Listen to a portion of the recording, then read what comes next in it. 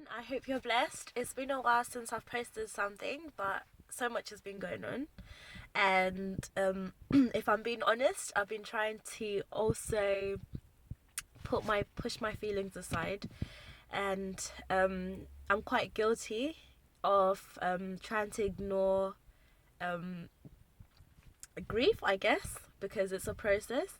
It's been a year and a half since my dad passed away, but it's still a journey. And sometimes I just like to forget that it ever happened. And in my mind, he's at work somewhere. But to cut a long story short, I haven't been to the cemetery in about 4 months, which is quite weird for me because I used to come every week or so. But then today I gathered the guts and the courage to come, so I'm actually here.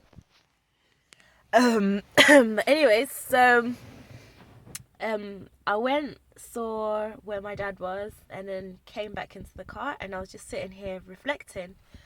And then I thought I'll do this video to just encourage somebody that just because you're doing life and just because you're continuing with life, you shouldn't ever feel bad. Because I, for a while, have been feeling bad for just living life, because I thought me continuing with life and not crying and grieving makes it look like I've forgotten my dad, but that's not the truth.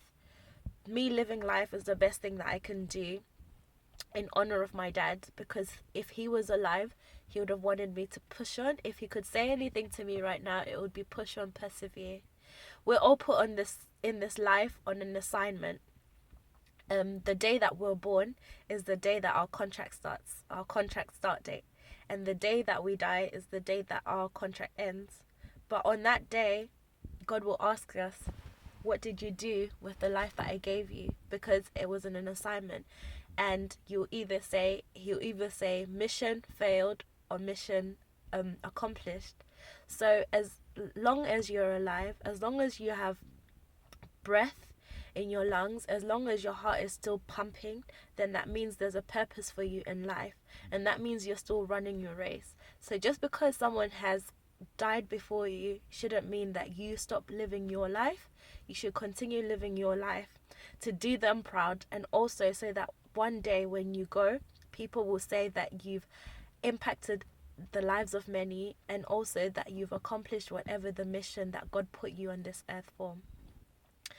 And never forget the memories that God gave you with those people.